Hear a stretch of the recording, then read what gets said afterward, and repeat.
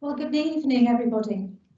This is a very special evening. We're here to welcome you to the University of Bradford, which is special in itself, but also to our Bradford Inaugural Lecture. And this inaugural lecture is to celebrate the promotion of Karina Croucher, Professor of Archaeology, Heritage and Wellbeing. And I'm really, truly delighted that we have Karina as one of our professors.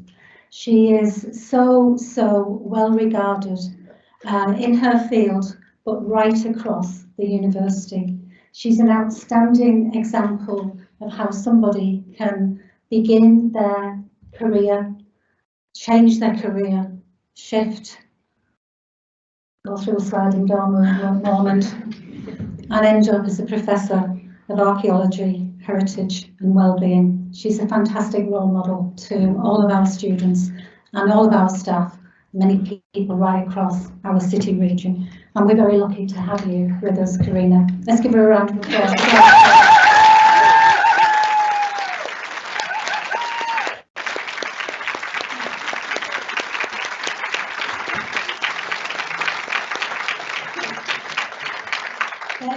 There will be more of this to come, because through this research series we really want to shine a light on our academics, to share our research, the translation of that research and its impact right across our city community and beyond.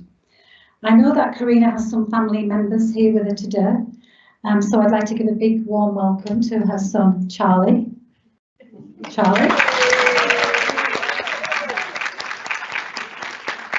He's currently munching his way through some Belgian chocolates, I think. And to Karina's mother, Mary Rose, who are here with us today.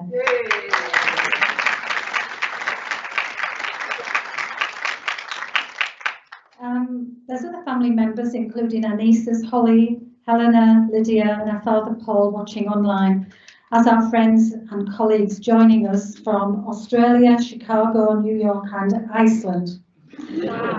So we're delighted to be joined by all of your family and friends, Karina, and you've asked me to make a particular mention to Rachel, Margaret and a group affectionately known as The Village. And also Louise, Jamie, Jeff and Sam, Owen, Claire, all online. Hello to you all, you're all very welcome. So, Karina's approach to archaeological research and teaching embodies our vision, world of equality of opportunity where people want to and can make a difference. And she's always wanted to make a huge difference. And she wanted to be known for her experiences being different.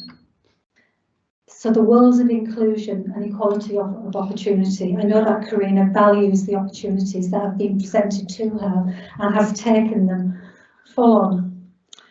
So she's had many successes. Karina grew up in Croydon, South London, but she fell in love with the Lake District after she visited the area while studying A-levels and moved there after college. She studied later in life after working in the catering industry for a number of years whilst travelling. When she was 24, Karina decided she wanted to change in her life, so she applied to the University of Manchester to study archaeology as a mature student.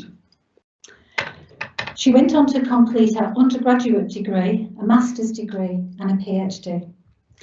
She chose archaeology. Anybody know why? She'd just been drawn to it on her travels. Something about it, she was just drawn to it. Bit of magic going on, I think. And so after completing her PhD, she worked as a project officer for archaeology in the Higher Education Academy for 3 years and supported higher education across England. She returned in 2008 to Manchester to complete a British Academy postdoctoral fellowship. And following this, for a while, she worked in the field of widening participation at the University of Manchester. We're very lucky that you came to Bradford. Furthering her passion for supporting access to higher education, and after a real sliding doors moment, she returned to her love of archaeology at Manchester and then applied for a position here at Bradford. and the rest, as they say, is history. But in her own words, Karina said she never dreamt that one day she would become a university lecturer, yet a professor. And at the time for applying to university, she just wanted to improve her chances to get a better job. She really was serious. We interviewed her, do you remember, Chris, for her professorial position. And the room was so emotional because that passion of her wanting to just improve her life chances to get a better job really resonated with the panel. So here she is now. A significant part of Karina's work looks at what archaeology and heritage can tell us about the relationship between living and the dead, the past and the present, and how this nexus can be used to improve all of our resilience, mental health and well-being. And who would have really thought that we could achieve that out of the study of archaeology, living and death? So an example of this is Karina's work on Dying to Talk, a project which uses archaeology to encourage young people to talk about death, dying and bereavement. I'm sure that many people must have been a bit shocked when they first heard of this project to get young people to talk about death, breaking down the taboos and resilience, but you really believed in it and with other people continued to champion this work. Dying to Talk was a continuation of another project called Continuing Bonds, a collaboration between archaeology, health, psychology and end-of-life care. And this work formed part of the university's successful Queen's Anniversary Prize in 2021, the highest award that a university can receive. So suffice to say, Katrina, your approach to archaeology opens up new perspectives, new ways of thinking, and archaeology is often pigeonholed into being entirely about the past. We all know that isn't the case at Bradford. That is not the way we do it here. So Karina's published numerous academic papers and several books, including Death and Dying in the Neolithic Near East, published in 2012 by Oxford University Press. She co-authored Assembling Archaeology, Teaching, Practice and Research with Hannah Cobb, Professor of Archaeology and Pedagogy, which promotes a radical rethinking of the relationship between teaching, research and archaeological practices. She's challenging existing hierarchies and breaking down barriers in higher education and beyond. So as I've said, Karina is an ardent advocate of equality, diversity and inclusion, and the commitment is born out of her research leadership and teaching leadership. She's the co-lead of Culture, Identity and Research, a new group that's emerged here at the university. The Director of Research for Health, Society, People and Place in the Faculty of Health, Life Sciences, and is our lead academic for Bradford 2025 City of Culture. Yeah.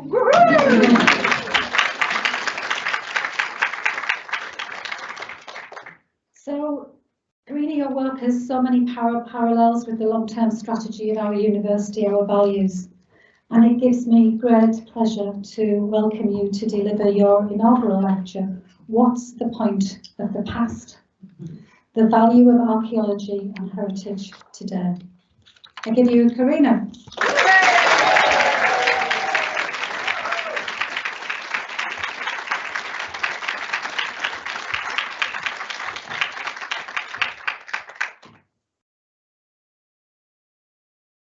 Thanks everyone, welcome.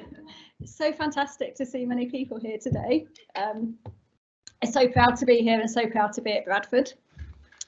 So, oh, the screen isn't as I was expecting. Where's the IT guy? He's coming back. What did you expect it to do? The PowerPoint slides, so I can see them in front of me.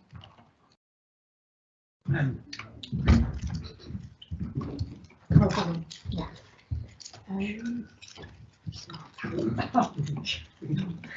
Sorry.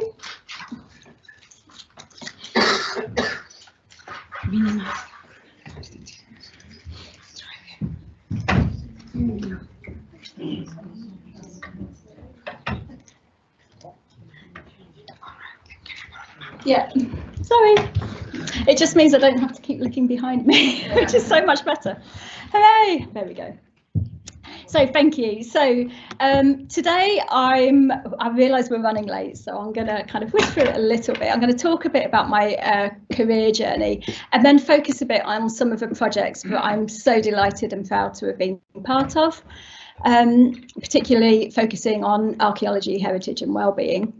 I'm going to talk a little bit about pedagogic research with my pedagogic research in crime, Hannah, which also involves our plans for world domination and cake. I'll hear more about it shortly.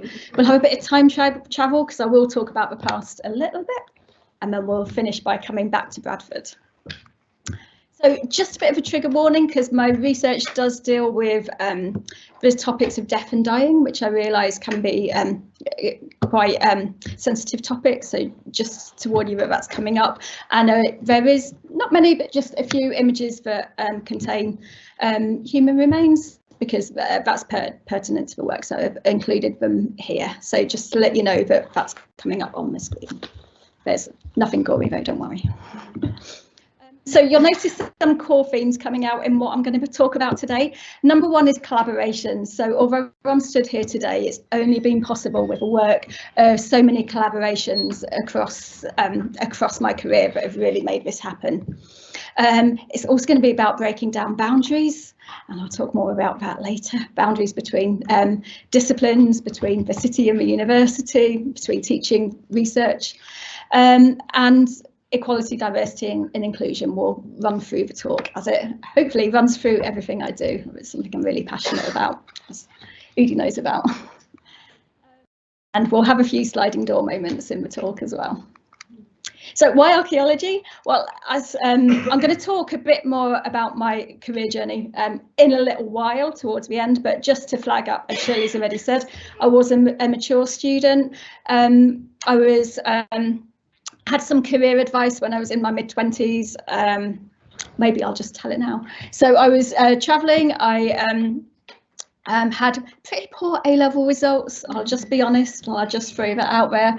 And the first time I went to university, I got turned down. So I settled in the Lake District and worked in catering. Had a great many years travelling and working in catering, but then when I decided that actually I wanted a different path in life, no one would give me a job because I couldn't prove that I could do anything other than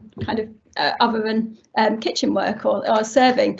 I went to see a careers advisor at Chorley Library, and I almost chose to do kind of European and business studies and something sensible. And they said, well, why don't you just do something you're really going to enjoy? And I was like, okay. So, and I'd always travel to archaeological sites. My mum's Maltese, so we used to go to Malta every year as kids, and I used to clamber all over the ancient monuments, but you're now not allowed to go anywhere near. So that's probably quite formative. And yeah, decided to do archaeology, and yeah, the rest is history, as they say. So Manchester University had a policy of interviewing mature students, so they actually spoke to me rather than like just looking at bits of paper, and I'm so thankful they did, because they clearly saw the potential and offered me a place, and I was kind of welcomed into archaeology in a very Manchester style. It was a very what we'd call post-processual, sort of quite forward-thinking approach to archaeology, but really thought about the role of the archaeologist and really thought about the role of the discipline today. So that immediately chimed with me. You'll notice running throughout, I've got some thank yous on the slide. So Stuart Campbell was my dissertation supervisor there. I was heavily influenced by the late David Coombs, who inspired me to do a master's. And yeah, I've got lots of colleagues on the screen there who I'm totally indebted to. So I started studying archaeology, went on to specialise in funerary archaeology. So it started out by generally thinking about how people treated their body through space and not through space and time, actually in the time and place of the Neolithic of Southwest Asia. which I'll talk to you a bit about shortly, and got the opportunity to partake in fieldwork, both up in Scotland with Julian Thomas, but then in Turkey with Thomas Tepe and Bacuklu Hoyuk with Stuart Campbell and Doug Baird. So again, formative experiences, great being in the field, nothing quite like holding something that the last person who touched it, you know, was thousands of years ago, and I'll never forget that. Then, as Shirley's already mentioned, I worked for the Higher Education Academy, where my kind of real love of teaching and learning began. And it's quite interesting because myself, Hannah, in fact, Mel, you were one of our early supporters in the subject centre as well, could really see the value of researching, teaching and learning as well. It's quite marginalised often as a topic, often seen as kind of second nature to research, and we really wanted to change that and actually make a difference. Working with Thomas Dowson, who kind of had a vision to kind of elevate pedagogic research or research into teaching and learning and archaeology, kind of to actually get people recognising the value of it. So I was very pleased to be part of that picture. I was then lucky enough to get the British Academy Fellowship, which brought me back to Manchester for 3 years, and the book that Shirley mentioned is a topic of this, although it's quite interesting now. So now we wouldn't say the Near East because that's like really colonial language. So if I was writing it now, I would call it something different, but there it is for eternity. And I'll just acknowledge that. I think now would refer to Southwest Asia rather than the Near East, because the Near East kind of is very Eurocentric as a term, which we're rightly moving away from. While I was on my postdoc, I got to join colleagues in East Island or Rapa Nui on the Landscapes of Construction project.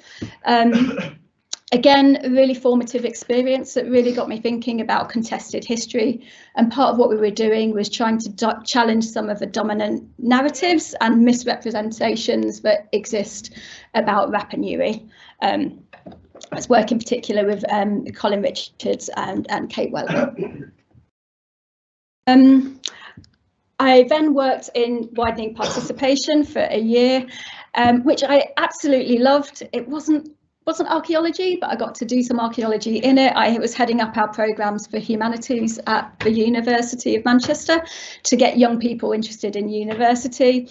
And I'd been doing that job on a temporary basis for a year, and I had one of those moments where I'd just been offered a permanent job in the widening participation team at the same time as being offered a temporary job back in archaeology, and I had to decide which to go for, and I chose archaeology. Yeah, and I'm still really grateful for the experiences I had in widening participation. It's definitely made me a better lecturer, and it's really informed my experiences, and yeah, I'm so grateful to the team there. But yeah, they supported me in the transition back into archaeology, worked as a lecturer for a year, and then, as they say, I got offered a job at the University of Bradford. A special thanks, if you're watching online, Carl Heron, for giving me a job. I'm eternally grateful. So Carl is now acting head of the British Museum, which is very exciting. So hi if you're watching.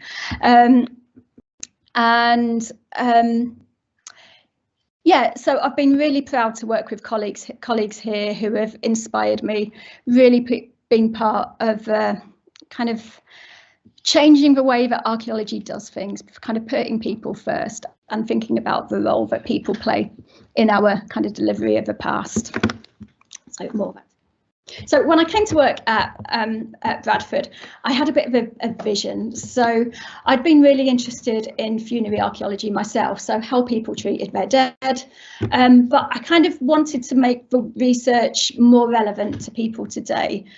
And I kind of hit on the idea, thanks to kind of some serendipitous conversations, that I kind of noted that actually when I started to tell people about some of the practices I'd encountered in archaeology about how people treat their dead, that actually often within minutes, people started telling me about their experiences of death and dying, their hopes, their fears, their kind of, their worries.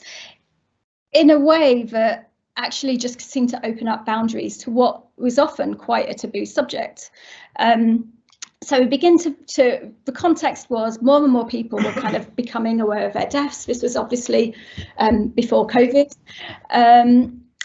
You know, because of advances in medical science, people were living for longer and often therefore knew when they were going to die, yet there was still a reluctance to accept death as a part of a life cycle rather than as a kind of failure of medicine. So there's very much a narrative that, you know, deaths happened because of some kind of failure rather than just an acceptance that actually we are all going to die. And sad as that is, it is part of a natural life cycle. And the, you know, the overwhelming research from the World Health Organization and the NHS suggested that talking about deaths can enable better deaths for both, you know, families and patients and those that are dying. So that was a rationale, and began to wonder whether archaeology could help break down the kind of some of the taboos around talking about death and dying. Still a really difficult topic for many people to talk about. So I was working here at Bradford.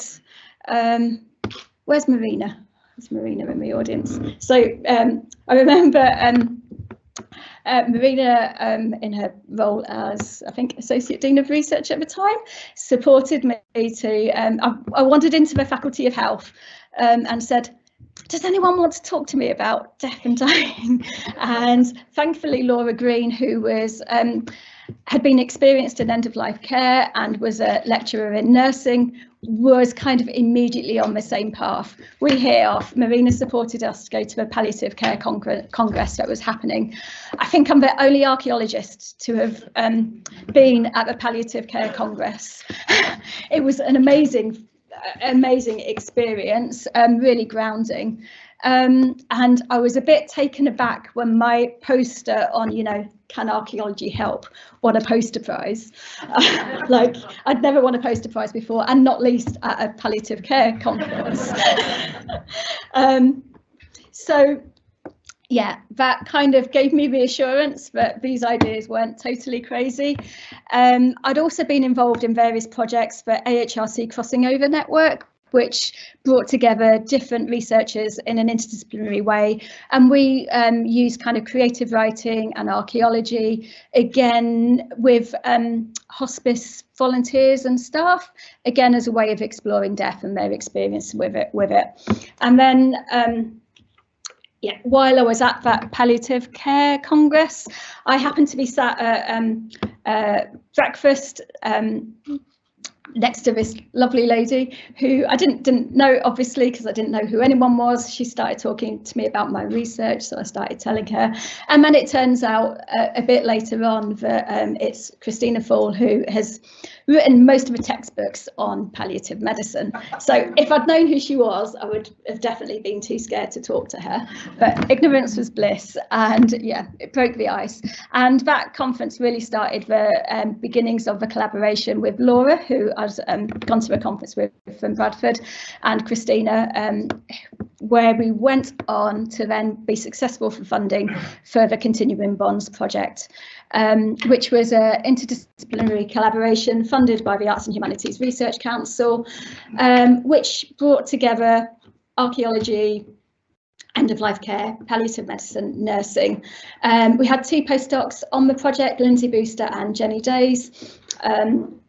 So Lindsay was another archaeologist and Jenny was a psychologist, bringing that psychological component in, and Justine, who joined us at the end of the project. And we were basically exploring this kind of hypothesis of whether archaeological case studies can be used to open up dialogue. We also had a pilot project with Sarah Tarlow in Leicester, where we kind of did a bit of a trial, and we put posters around bars and pubs in Leicester that had various archaeological kind of examples on them, and we kind of watched what had happened. And again, we kind of realised that people were engaging with materials, and again, were talking to us about deaf and dying, about their own experiences, about their own expectations on a Friday night in a bar in Leicester, in a way that if we'd just gone up to those same people just over a pint and said, do you want to talk about deaf and dying?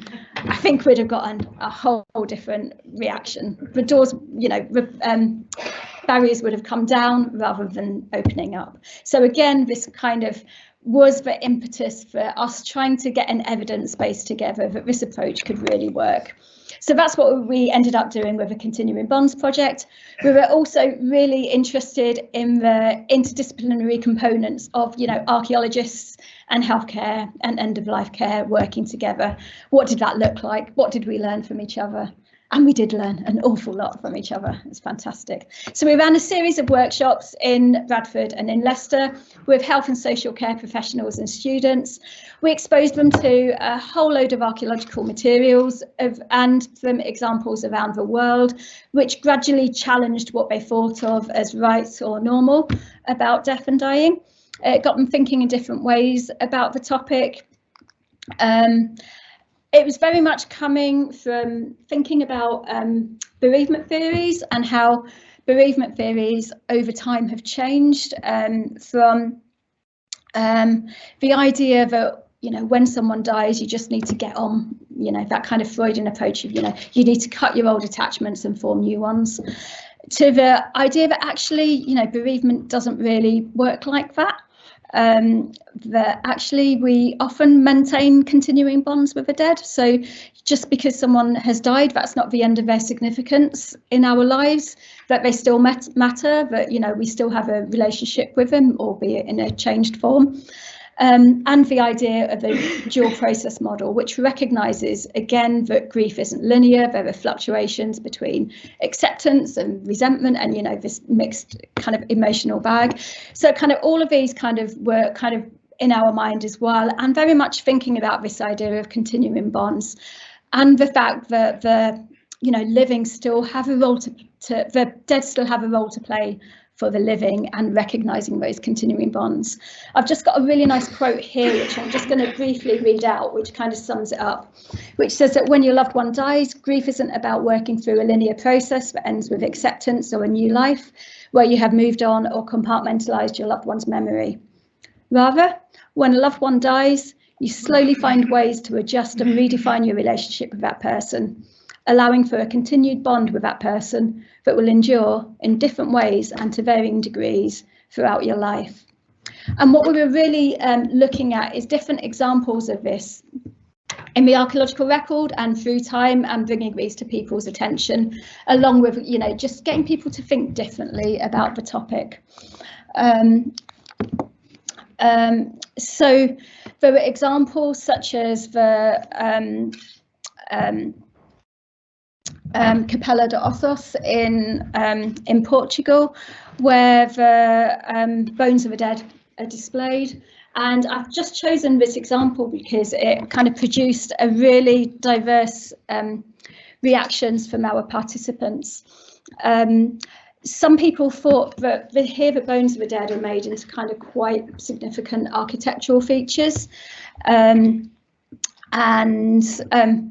Some of our participants thought they were absolutely kind of beautiful, were quite moving, and then others kind of used words like disrespectful and were kind of really uncomfortable. And this kind of really brought into contrast how our kind of cultural expectations determine how we feel about the topic. So with this as well, it was really interesting. We had one participant, he doesn't mind me sharing this, but she was talking about the bones and saying that they were really disrespectful because the whole person was taken apart, the person wasn't kept whole.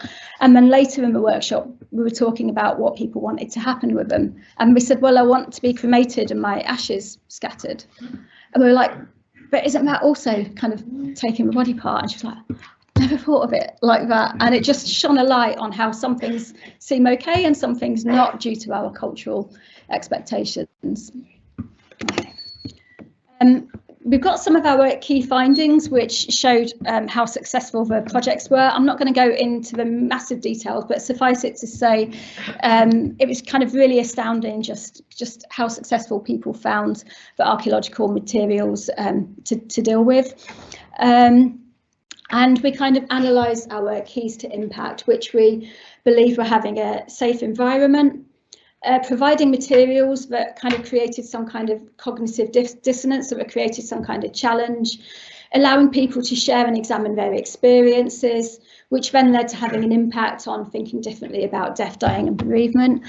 And then actually for many, that led to changes in their practices, both personally and professionally. I think when I started out on the project, I'd been really keen on thinking about kind of professional impacts from the project.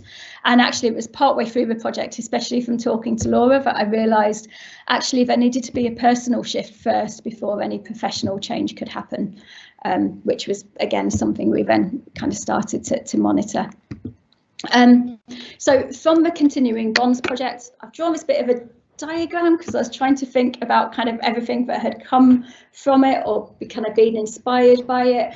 So we've had, I'm going to talk about many of these projects shortly, so I won't talk a lot about them in detail here, but just to show how it's kind of led to kind of many other projects that are all kind of related to this theme of using the past to challenge what we think of as normal, or to promote difficult conversations, or just for general kind of well-being and resilience. So Continuing Bonds kind of expanded. I've got lots of names here that just kind of show how collaborative all of this this research is, ranging right through from our placement students right through to colleague and professors at the top, and Paul and Ellie in the audience. We've got, yeah, lots of you here.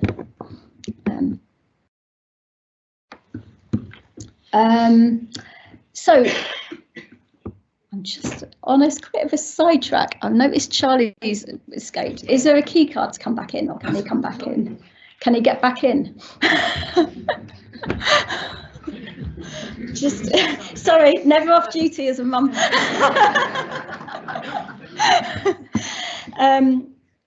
Yeah. One of the projects who one of my partners in crime, Mel, back with Melanie Giles and Jennifer Days, we worked on the creative dissemination project. We've also got Eddie in the audience who worked with us for a while on the project, and we oh, I was dying to talk. All the projects are getting messed up in my head. So we were taking some of the Continuing Bonds successes and stories and lessons and applying them to new audiences. So we ran workshops in Sheffield, Bradford and Manchester, 3 fantastic northern cities, where we used funerary archaeology and some of the experiences of our Continuing Bonds participants as inspiration for creative writing. So we got a whole load of people, many of whom have never written creatively before, and we kind of took them on a journey which ended with the production of an anthology, so their work was published, and we had celebration events which kind of highlighted their work. Yeah, we're following on for that work at the moment with some new project ideas that are bubbling under the water, and we Dying to Talk was another significant project with Ellie was here in the audience, Jane that I know is watching online, where we worked with Bradford Bereavement Support, Child Bereavement UK, colleagues from across the city to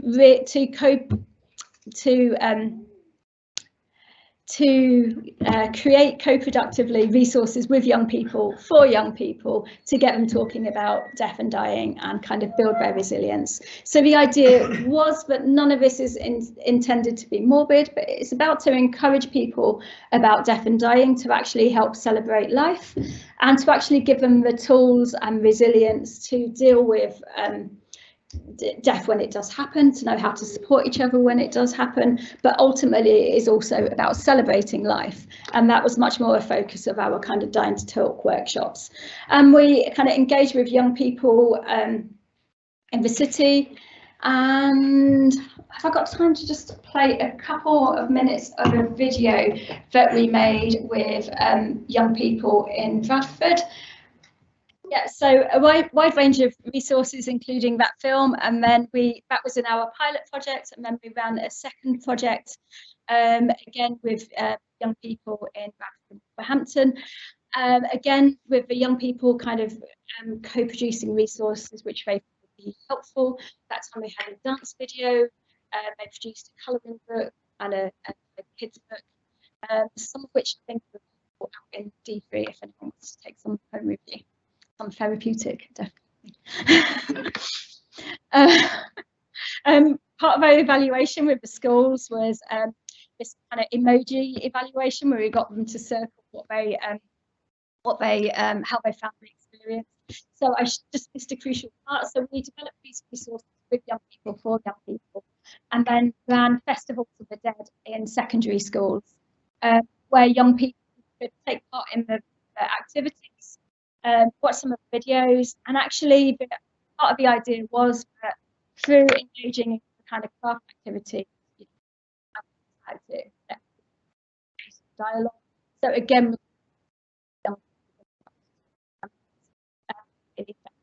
so we ran our festivals that in secondary schools. Lindsay, if you're watching online, Lindsay Osler's, let us ran our festivals of the dead with her whole school, which is just incredible. Yeah, so all of the year groups in the secondary school. And from that, we're looking now at developing a kind of compassionate community for young people and thinking about how schools themselves change to, again, be resilient, supportive and more compassionate places. Moving on from this, we have developed for by counsellors, psychologists, part of continued professional development, but also for use in the therapy room. I think it's appropriate. Again, taking some of the examples and case studies from the Continuing Bonds project, and again translating them into kind of about bereavement and some of the lessons we learned, kind of quite practical tools they can use for their patients. So that was a collaboration, again across disciplines, but also with the field of experts by experience and kind of counsellors and psychologists, either in the audience, and I think Martin online. Again, thinking about the role of continuing bonds. And I'm just going to quickly share why we do this from some of our books and then some of the so here we've got quotes. Without a shadow of a doubt, involvement in the project has been life-changing. This has been hugely my life. And this year, the first year in decades, I get back to the workshop to talk about. And between the second and third workshop, I think partly inspired by the workshops, I decided to post myself to be it was a very powerful process for myself. One person who was professional in Bradford talked about learning about how different cultures from around the world led them to question the cultures he observed day to day in work with families and communities in Bradford. I think that my involvement in this project has helped me to help others to articulate these aspects of thoughts. We've got here one memorable conversation put out of the project. It was with a patient who was herself facing imminent. We had very little time, but we were able to talk about planning for her decline, how she can help her husband. And then just finally, looking back over the few years since I last attended a project, I think it definitely helped me to become realistic with death for myself and patients. This project, I believe, helped me to address the society's attitudes towards death and often its inability to see it as something that happens to us all. I think I became more confident facing death and hence enjoying life. And I wanted to kind of end on that quote, because that's fundamentally what this work is about. It's about recognising, you know, what an amazing thing we have in life and making the most out of life, you know, seizing every moment we've got to live our lives to the full. So leading on to other projects, thinking about archaeology and how and heritage and wellbeing more generally.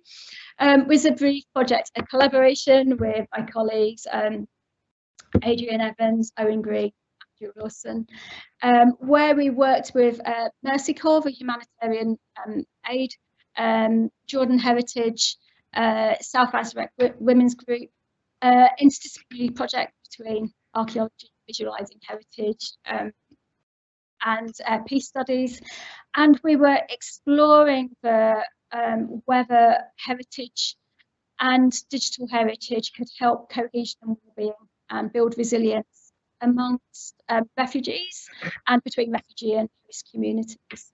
So we got to work in Azraq in North Jordan with our project partners Mercy Corps.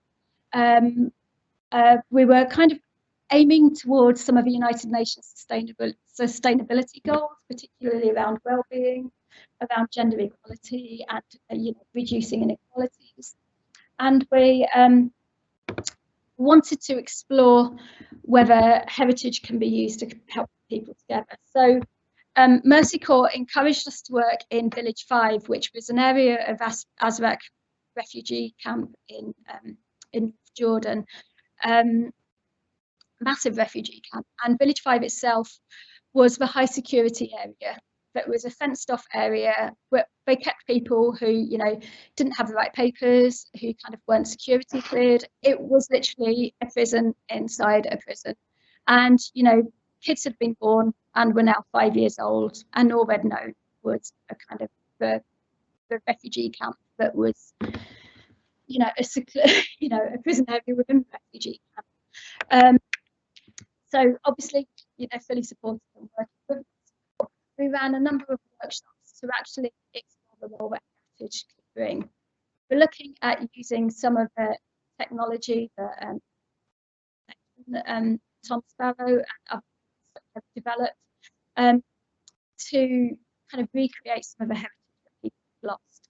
So we used, in workshops, we worked with people to identify what heritage people thought of as important to them.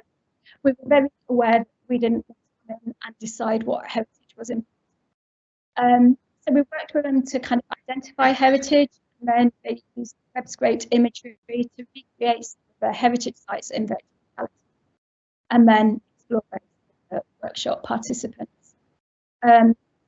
What was really interesting, again, was that sometimes this was primarily Syrian refugees, but they were from different parts of Syria, and actually quite, the camp had also identified, factions that were happening to try and address.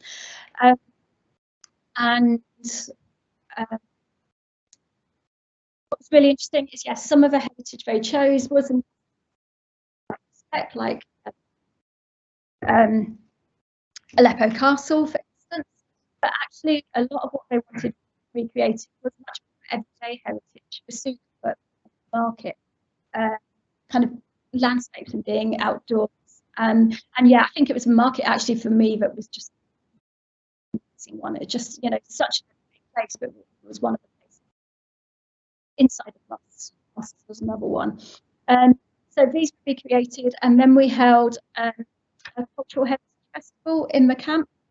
It's a 2-day event where we used the virtual reality to kind of showcase the resources that have been developed.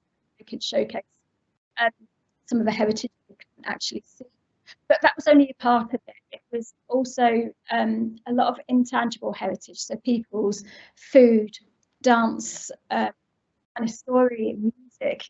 I see it was just such a vibrant atmosphere, kind of dancing and celebration.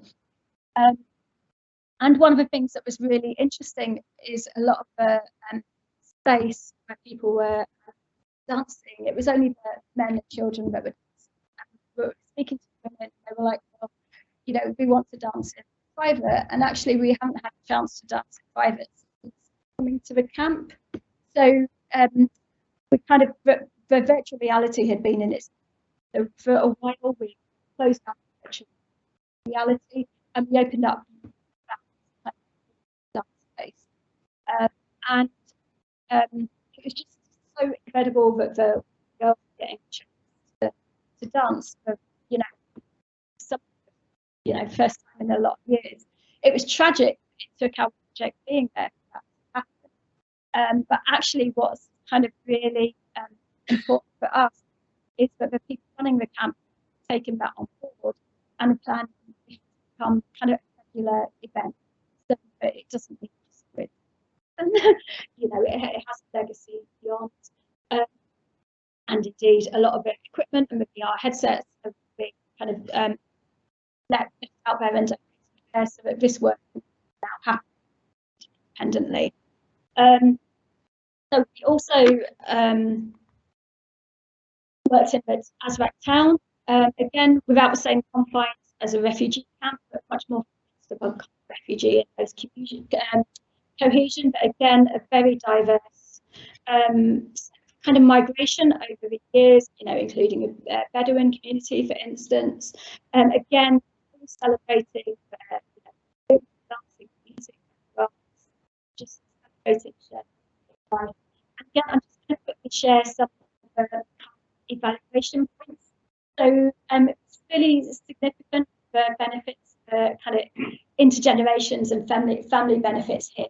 Had children seeing sites of virtual reality and then going home to their parents and grandparents about it, and that was kind of, you know, actually kids were then interested. My son has asked me about the past of the and asked why we haven't shared these stories before. Significant social cohesion, people forming new networks, particularly amongst refugee camps and again in the town. We're now exchanging words and dialects, especially around food. We're now cooking for each other and creating new families in our neighbourhoods. And I think what was really significant for me was going back to the camp afterwards and hearing about how families in the refugee camp were now kind of talked about having new families in their fellow refugees around them, and that it had given them an opportunity to share each other's stories, to share each other's heritage, and create, you know, really needed in those.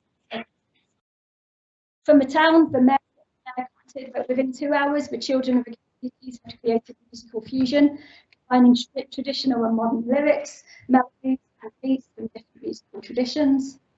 And the importance of identity really came through, and I think this was kind of quotes for me. I used to repress memories. Since the Cultural Heritage Festival, I realised I'm forgetting my heritage, and I don't want to. I want to remember who I am and to pass this on to my children. And I just, you know, find that actually that empowering to recognise the value of heritage is really important here. So what we really saw coming through was the importance of stories and memories, the importance of people's identities, but also the value of creating new relationships and new memories for people. But it was really important that this took place with, you know, massive psychological support. We needed our team members who were trained psychologists on board to handle what were often quite, you know, disturbing experiences brought up by this. So that's a really significant component that we should get. And the importance of this being a pilot project that essentially carries on the so embedding training equipment, the legacy beyond, and I think that's the real thing, the really important in this.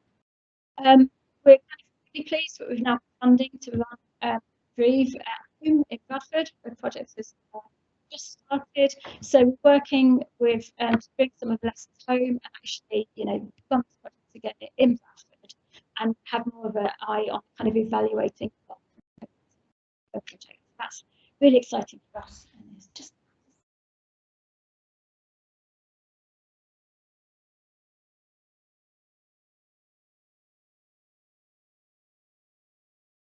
tied in with this project is the work we've been doing locally, particularly with Andy, and I see Sharon in the audience, and Sheena, other colleagues watching online, where we've been thinking about the role of identity, again closer to home, thinking about the value of, you know, people, heritage and place around Saltaire and around Bradford, and again thinking about the stories that people bring to where they live and the importance of celebrating that. celebrating their diversity, celebrating where they come from and where they are now. So we ran this project again, thinking this is part of a AHRC place-based programme. Again, exploring the value of place and identity, sharing around some amazing workshops with primary learners in Saltaire Primary and Wycliffe. I think Denise Denise Baxter is watching online, so welcome. But we, exploring the kind of place with young people and getting them using artistic means to kind of create and express their identities. So what we've really seen here is, actually we haven't seen so much of it so far, but I'm going to talk about it now, is the value of breaking down our boundaries. So you've seen a lot of it interdisciplinary work that I'm really passionate about coming through in the various projects so far. Also really interested in breaking down barriers between people and the university. I'm going to come to that shortly, but particularly passionate about breaking down the barriers between teaching, research and practice and uniting everything I do. I've already mentioned my pedagogic partner in crime, Hannah Cobb, who's at the back. We've been collaborating now for, oh, I don't want to think about how many years. 20 years. 20 years. Yeah. Where we've developed a learning assemblages approach to teaching and learning, which recognises how everything is connected. We've created an online global community through our roundtables, which are held online. We started when we were meant to be at a conference and then COVID happened, so we ran our conference session online, and this kind of resulted in us running monthly-ish workshops ever since, which are attended from people around the world. It's prominent researchers such as Claire Smith and Georgia Stannard, who kind of regularly join us from Australia, which is amazing. Suzanne Lai, who's one of our colleagues now in America, and we've kind of created this online community. And again, a lot of what we do kind of seeks to address the still lack of diversity that we see in the discipline, and something that we're really fighting hard to challenge kind of at a grassroots level. And I'm going to come on to a bit more about it shortly. I've got cake there. Much of what Hannah and I have done has used cake as a bit of an analogy for our learning assemblages. Maybe this is a different, in fact, the bottom slide you can see there is some footage that is on YouTube of Hannah and I presenting at a theoretical archaeology group conference many years ago, where we actually fed the audience members cake. We're not doing that tonight, unfortunately, although you do get canapes afterwards. And then taking this to the next level, we're working with Laura Hampton, who is a part of the Museum Detox programme. Again, thinking about how to take teaching and learning to the next level. We're forming the Society for Teaching and Learning in Archaeology and Heritage, or STELLA. We're Atlas, the Association for Teaching and Learning in Archaeology, worked as an acronym, but we decided that we wanted to move away from mapping and kind of atlases and the kind of colonial connotations and reach for the stars instead, and went with STELLA as an acronym here. So again, thinking about providing a home for pedagogic research that happens in the UK, but also globally, and more of that to come. So again, thinking about equality, diversity and inclusion, you've already heard a bit about my personal journey and how transformative I know higher education to be. For me, if it wasn't without university, I'm not quite sure what I would have been doing now. When I went to university, I just wanted to be able to get a job in a call centre or in an office filing. That for me would have been a real outcome from my degree. I never dreamed that I would have actually had a career in archaeology. So I'm just really passionate about the kind of transformative opportunities. And I think that has fed into my teaching and learning. I'm kind of really keen as well to highlight marginalised voices, whether that's around gender, whether that's around my mind's gone a blank now, around sexuality in the past, and kind of breaking down breaking down some of the kind of marginalised voices that we kind of deal with. Indeed, the work that I do in continuing bonds and death and dying is highly relevant here to health inequalities. Actually, when we look at mortality rates, who has got the highest mortality rates? You know, there's a stark, you know, socioeconomic factor here in the work that I do, that actually, you know, it's those of a lower socioeconomic status that have got the, you know, highest rates of mortality, which again makes this work even more permanent. So we'll be talking very much about now. I'm just going to do a tiny bit of time travel and take us back to the future, or rather actually back to the past. So some of the work I've been doing in the past has been working with Ellen Belcher, for instance, again breaking down barriers, this time between our artefact categories and thinking about how we can analyse archaeological objects differently. I've also been using bereavement theory that you've already heard me talk about to understand the archaeology. That has now inspired work with Hannah Plog at Leiden and Liverpool, where we've been again looking at the role of bereavement theories in interpreting the past. And I think all of this feeds into a kind of changing narrative that's happening with archaeology. So again, just briefly with some of the archaeology, one of my specialist areas was thinking about funerary archaeology of Southwest Asia, that included the plastering of skulls. So one thing that used to happen to some people, not everyone, is they would get buried beneath the floor of a house. People would carry on living in it, very close relationship between the living and the dead. After a short amount of time, the skull or from the cranium would be retrieved and would be covered with a new face, which you can see on the left. And these skulls would get eventually reburied in clusters that we can find archaeologically, but would seemingly be, you know, around for some time. So the traditional interpretations of all of this were all about these being kind of leaders. This was about status and hierarchy, which might have been the case, but I've started to wonder whether there's something much more going on here, and whether actually that keeping the dead close can also be related to something more kind of tangible in actually that kind of need or desire to keep the dead around for longer, and to again recognise the role of that the dead still have in the lives of the living. Yeah, and clearly when we look at the plastered skulls, they were the amazing plastered skulls from Tel Aswad that you can see at the bottom left have plastered faces, but have, you know, such amazing attention to detail, such as charcoal eyelashes.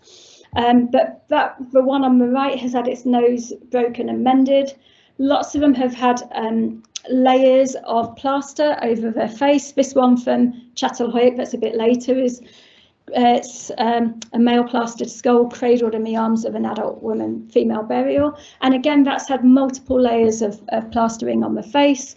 So we've got evidence that these were, you know, used, reused, you know, broken. They weren't kept in the kind of display cabinets, but they were probably kind of part of a family still. So again, that working with professionals in bereavement today has kind of really now started informing the type of archaeology that I do, and thinking differently about archaeology, which is exciting for me. And again, challenges some of the traditional interpretations that we see, which are all kind of focused on hierarchy or complexity.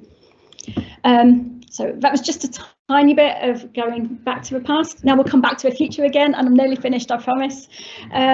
Thinking about students, and I think the future of our discipline really is in students. The importance of diversifying our student bodies, but also I'm really proud of some of the PhD research that's taking place here. We've got Aoife in the audience with her Pathological Bodies project, which is again, you know, thinking about some of the marginalised voices in kind of looking at the preservation of human remains. Solange, co-supervised with Joe, is again thinking about the role of archaeology in talking about disability.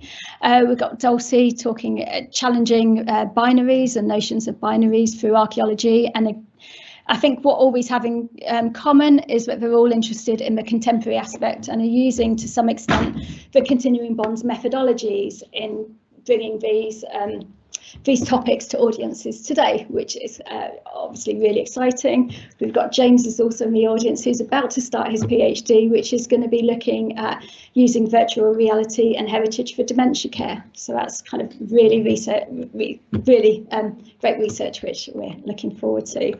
Also, again, project with Ellie and Paul, we've been looking at kind of taking the continuing bonds methods to new audiences and thinking about the role this might have for eating disorders and thinking about body image, diet and food through time. So that's one of the projects that we're kind of thinking about next. And also work with the Wolfson Centre and through the Culture and Identity Research Group, which I co-lead with Mark Goodall, is again kind of, you know, championing research, which is kind of different. It's inherently Bradford, but it's all about people. And it's about challenging those health inequalities that we see, but it's about really driving forward some of our different approaches. So we know that we've got Bradford 2025 just around the corner, scarily close.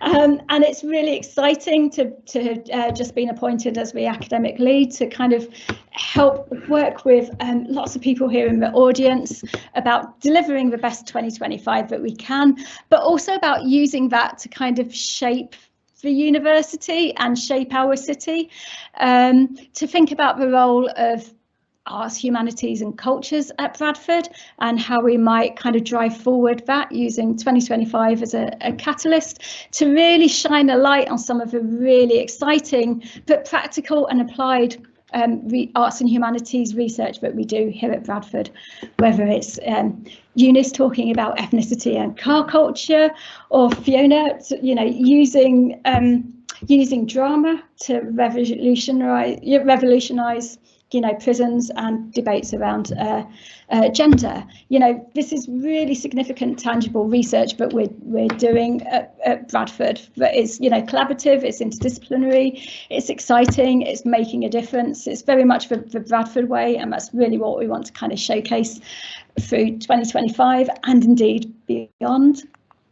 So just in summary, we've been talking about archaeology and about how I believe it informs our lives today, about how that also is starting to inform interpretations of the past. So we've got that cycle going on, about thinking about different kind of themes of interpretation in our research, but also thinking about the role of archaeology and heritage for well-being, about the value of using it to build resilience, to tackle those difficult topics and kind of think about cohesion.